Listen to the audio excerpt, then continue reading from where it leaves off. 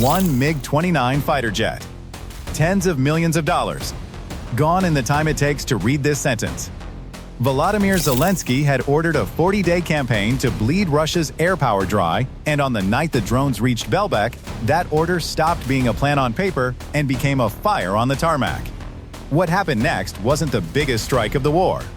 It was the one that told Moscow nowhere on the peninsula was safe anymore. The operators worked in silence, watching a screen most of them had trained on for months. Below them, Belbek Air Base sat still, runway lights on, ground crews rotating shifts. Nothing unusual. Then, the launch unit lit up. A Russian MiG-29 was sitting on its pad, engines cold. Being serviced by the airfield's own power unit, the machine that keeps a jet's onboard systems alive between flights. The strike hit both at once. The MiG burned. The power unit burned with it. Somewhere off-screen, a second question was already forming. How many more jets were sitting exactly like that one across the rest of the peninsula? But the MiG wasn't the real story. It was the opening line of one. Picture the shelter itself for a second, a hardened concrete bay built specifically to survive exactly this kind of attack, with the jet's own maintenance crew standing close enough to feel the heat once the fire caught. The smell of burning jet fuel doesn't fade in a few minutes. It sits over an airbase for hours. Thick enough that ground crews at nearby hangars could smell what had happened before anyone told them. That's the detail that doesn't make it into an official statement, the fact that this wasn't a distant abstraction for the rest of Belbek's personnel. It was close enough to smell. For months, Russian commanders had treated Crimea's airfields as the safe rear. Saky, Vardiska, Belbek, Kirovske. These were the bases tactical aircraft returned to after strikes on Ukrainian cities, Su-30SM multi-role fighters, Su-24 frontline bombers, aircraft that routinely launched guided bombs at targets across the southern front. A single Su-30SM runs Russia somewhere between $35 and $50 million. Multiply that by the squadrons parked wingtip to wingtip in hardened shelters. And Crimea wasn't just a base, it was a warehouse of irreplaceable airframes, sitting behind what Russian planners assumed was layered, functioning air defense covering every approach from the Black Sea. Zelensky's calculation was different. If Russia couldn't fly from Crimea without fear, it couldn't sustain the tempo of strikes hitting Ukrainian cities every week. That was the target, not one jet. The confidence that let Russia treat the peninsula as untouchable. And that confidence had a history working against it. This wasn't the first time Crimea's air defenses had been humiliated. A year earlier, an SPU strike on the very same Saky airbase had already destroyed one Su-30SM outright, damaged a second, and hit 3 Su-24 bombers in a single night, along with an ammunition depot. Russian planners had a year to fix what that strike exposed. They didn't fix it. They just waited for it to happen again. The campaign didn't start with headlines. It started with reconnaissance weeks of watching hangar doors, watching shift patterns, watching which aircraft sat exposed in open revetments and which stayed shielded behind concrete. Ukraine's unmanned systems forces, operating under the pressure campaign Zelensky had personally ordered, weren't hunting a single jet. They were mapping a system. SPU Chief Vasyl Malyuk's Team's Cross referenced the same intelligence, waiting for the moment airframes and vulnerability lined up. Russian ground crews kept working their routines, unaware the routine itself was the target. Every night that passed without a strike wasn't relief. It was rehearsal. There's a long analytical thread running underneath all of this that's easy to miss if you only watch the fires. Russian air defense around Crimea had been built, layer by layer, over years long-range radar coverage feeding into interceptor batteries, short-range systems covering the gaps, and hardened shelters meant to absorb whatever got through. It still didn't matter. The drones weren't beating that system through brute force. They were beating it through patience, flying low, flying slow, arriving in numbers small enough to look like background noise on a radar screen tuned to catch something bigger. Every layer of that defense had a job. Almost none of them did it on the nights that counted. The units flying the missions weren't improvising. Alpha, the SPU's Special Operations Unit, had run this exact kind of strike before the same unit responsible for the earlier Su-30SM kill. What changed wasn't the tactic, it was the scale. Where earlier strikes had been isolated, this campaign was designed to be relentless. multiple bases, multiple nights. No cooldown period long enough for Russian commanders to relax. A single successful strike is a headline. A campaign that keeps returning to the same coordinates is a message. And the message was aimed directly at whoever was deciding where to park Russia's remaining aircraft. Then Saky lit up twice in 1 week. The first night, drones found 7 aircraft storage hangars and confirmed hits on at least 5, with fire recorded around a Su-30 SM sitting inside its shelter. Days later, before ground crews had finished assessing the damage, the drones came back. Same base, hangars still smoldering or freshly rebuilt, and this time the toll climbed higher. 7 aircraft struck across Su-30 SM, Su-30, and Su-24 airframes. Twice in 1 week. Not a lucky strike system with a Russian base inside it, being worked over on a schedule Ukraine controlled. Not Russia. The interceptor batteries meant to protect Saky had months, arguably years, to prepare for exactly this. They still didn't stop it. Vardiske followed in the same overnight run hangars, storing Shahed attack drones and aviation equipment hit alongside the Saky strikes. A base the Russian General Staff itself has called one of its principal military airfields on the peninsula, used for tactical and naval aviation, combat sortie support, and aircraft maintenance alike. One night's operation had now reached 3 separate bases in a single sweep. Satellite imagery later confirmed a large fire burning at Vardisk, visible enough to register on thermal monitoring from orbit, the kind of blaze that doesn't stay hidden behind a press release. The campaign didn't stop at aircraft. In the same window, Ukrainian drones struck the St. Petersburg Oil Terminal, one of the largest export hubs of its kind in Russia, roughly 850 kilometers from Ukrainian territory, along with the Kronstadt naval base housing elements of Russia's Baltic Fleet. Russian air defense reported downing 72 drones that night. It didn't matter. The fire still spread. The export hub was still disrupted. And Zelensky himself described the strikes publicly as long-range sanctions, a deliberate choice of words, tying military pressure directly to the economic weight Russia's war machine depends on. 72 drones intercepted, and the target still burned. That's not a defense holding. That's a defense doing math it's losing.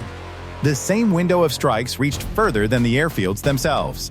The General Staff also reported hits on road bridges used for Russian military logistics, one crossing the Russky-Yalanchik River, another over the Kalmius River. Both routes Russian forces used to move personnel, weapons, and ammunition toward the front.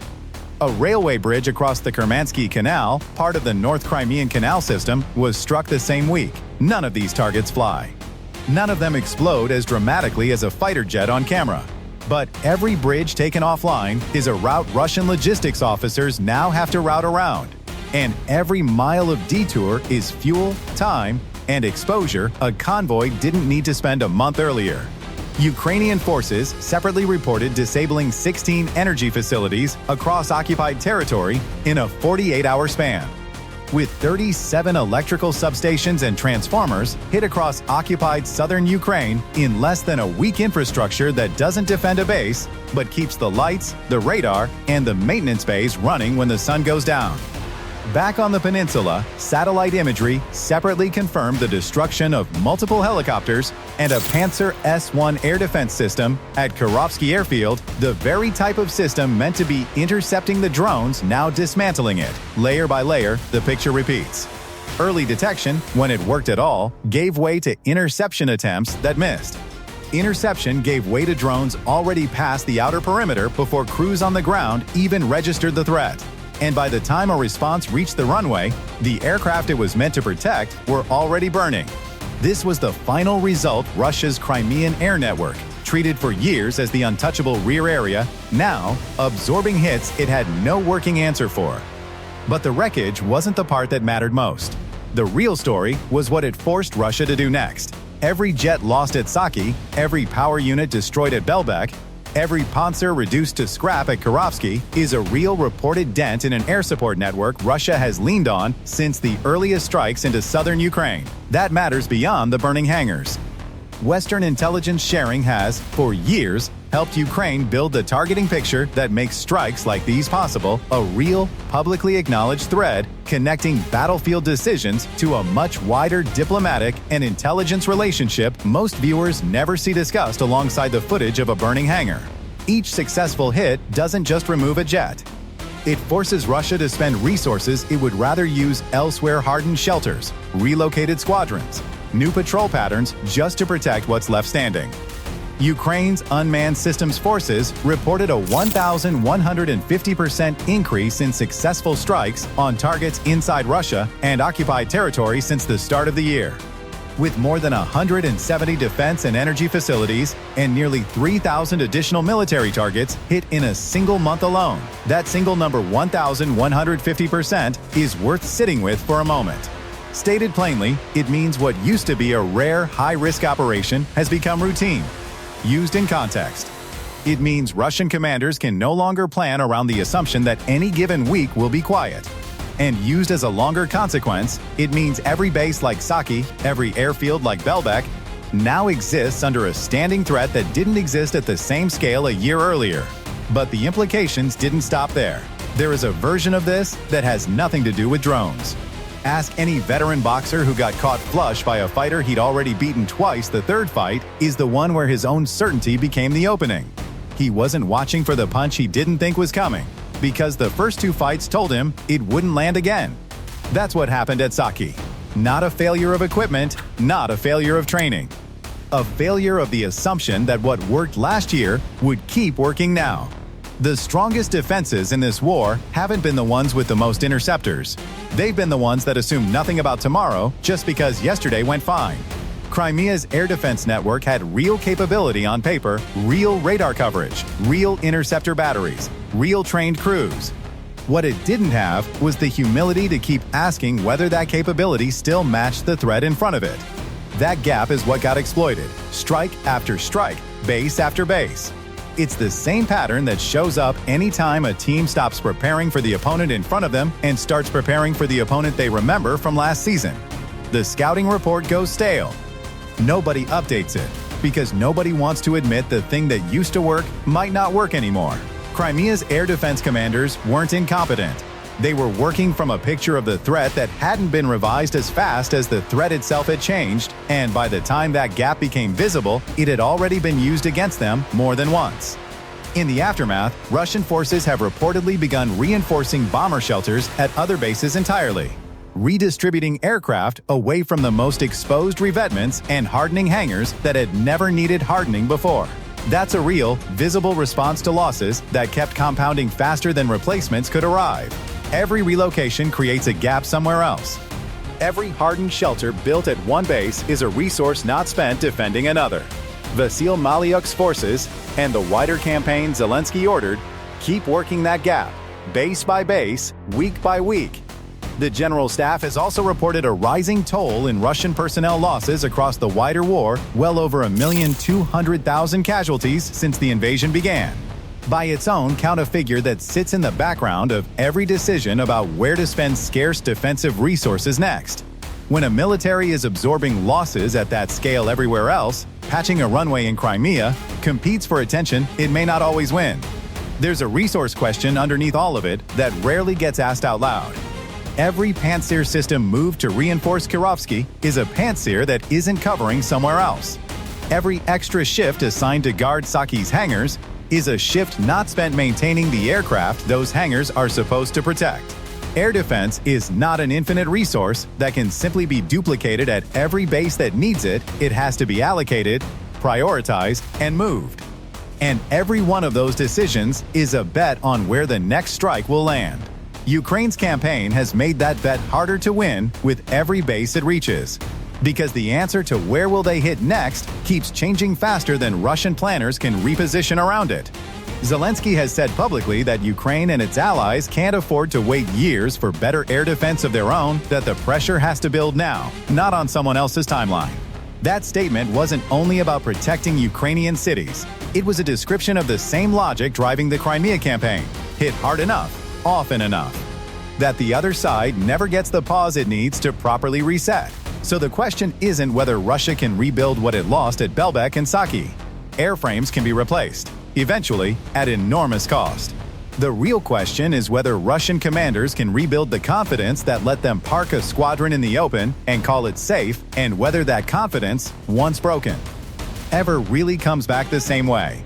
Nobody watching this campaign, not the analysts, not the pilots reassigned to bases they've never operated from, not Malyuk's own operators actually knows the answer yet.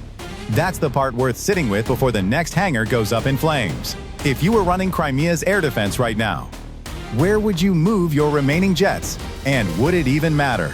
Let me know what you think in the comments. And subscribe, because the next base on that list hasn't burned yet.